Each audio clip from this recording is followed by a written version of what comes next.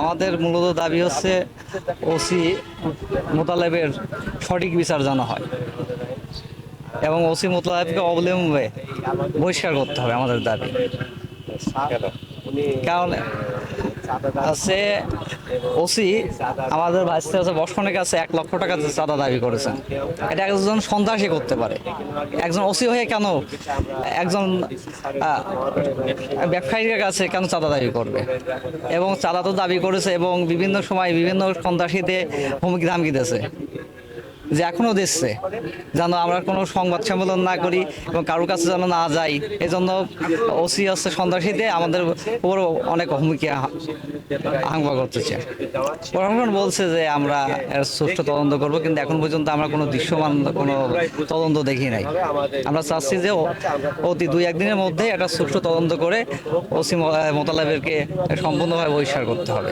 আমি এখন চাই যাতে আমি স্বাভাবিকভাবে ব্যবসা বাণিজ্য করতে পারি এবং আগের মতো ব্যবসা বাণিজ্যই করতে পারি। আমি যাতে বাসায় ফিরতে পারি স্বাভাবিকভাবে।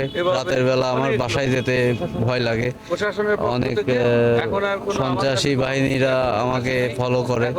আমি বাসায় আগে যাইতাম রাত 12টা 11টা 12টায় দোকান বন্ধ করে বাসায় যেতে হয় আমাকে। তো আমি এগুলো যাতে কোনো ধরনের কোনো সমস্যায় না পড়তে হয় আমি এটা চাই সরকারের কাছে। এবং স্বরাষ্ট্র মন্ত্রণালয়ে জানুয়ারি মাসে ওসি স্যার আমাকে বলে, ওসি মোতালেব হোসেন আমাকে বলে যে এক মেম্বারের কাছে চাঁদা এনে দিতে, তো আমি না এনে দিয়াতে সন্ত্রাসী দিয়ে আমাকে হুমকি ধামকি দেয়। তো আমি দরখাস্ত দেওয়ার পরে তাৎক্ষণিক ওনাকে প্রত্যাহার করার পরে তো এখনো সুস্থ কোনো বিচার আসে নাই।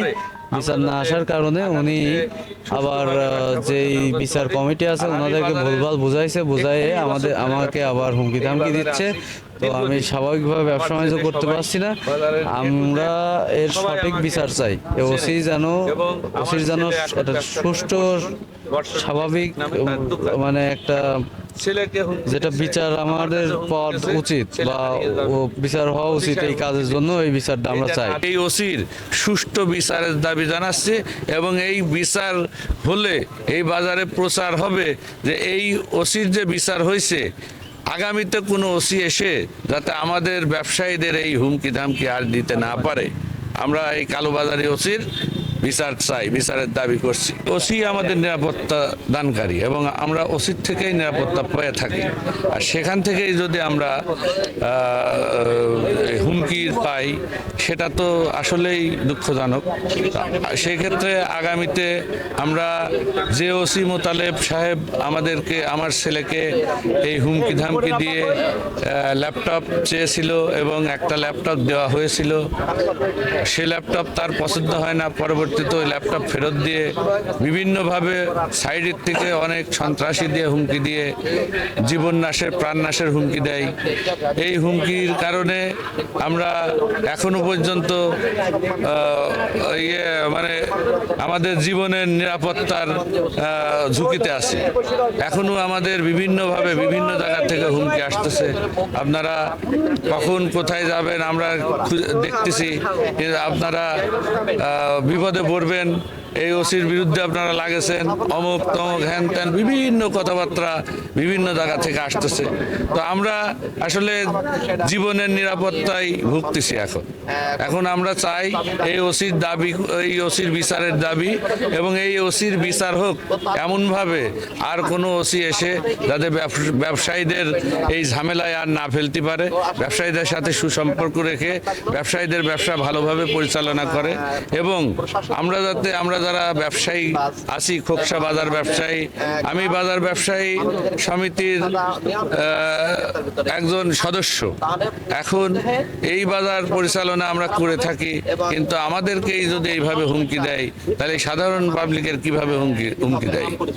আমি গোলাম সরোয়ার, আলনবী হার্ডওয়্যারের প্রোপাইটার। আমি বাজারের ব্যবসা করতেছি 31 বছর এবং এই ওসির সুষ্ঠু বিচারের দাবি জানাচ্ছি এবং এই বিচার হলে এই বাজারে প্রচার হবে যে এই ওসির যে বিচার হয়েছে, আগামীতে কোনো ওসি এসে যাতে আমাদের ব্যবসায়ীদের এই হুমকি ধামকি আর দিতে না পারে। আমরা এই কালোবাজারি ওসির বিচার চাই, বিচারের দাবি করছি। মানে যে কেউ যে কোনো দাবিতে উপজেলা নির্বাহী অফিসার স্মারকলিপি দিতে পারে। আমরা সেই স্মারকলিপি গ্রহণ করলাম, আমরা উপরে ঊর্ধ্বতন কর্তৃপক্ষ আছে তাদের কাছে পাঠাবো। এটাই আমার বক্তব্য। আর অন্য কিছু বলার সুযোগ নেই। জি। এটা এক একজনের চেইন অফ কমান্ড আলাদা আলাদা আছে, তো সেই অনুযায়ী তবে উপজেলা নির্বাহী অফিসার আপনারা দিতে পারেন, আমরাও জেলা প্রশাসনের মাধ্যমে সংশ্লিষ্ট দপ্তরে পাঠিয়ে দিব। সন্ত্রাসী বা কারোর সাথে এ ধরনের যোগাযোগ আসলে অনাকাঙ্ক্ষিত, এটা প্রত্যাশিত না, আমরা প্রত্যাশা করি না।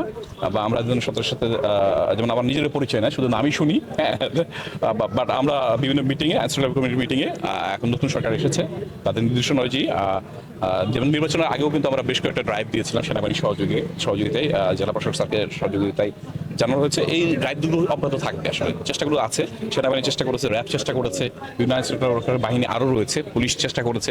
এই চেষ্টাটা চলবে আসলে, হ্যাঁ চলবে। তারপরে আইনের ফাঁক থাকে তো জানেন আপনারা।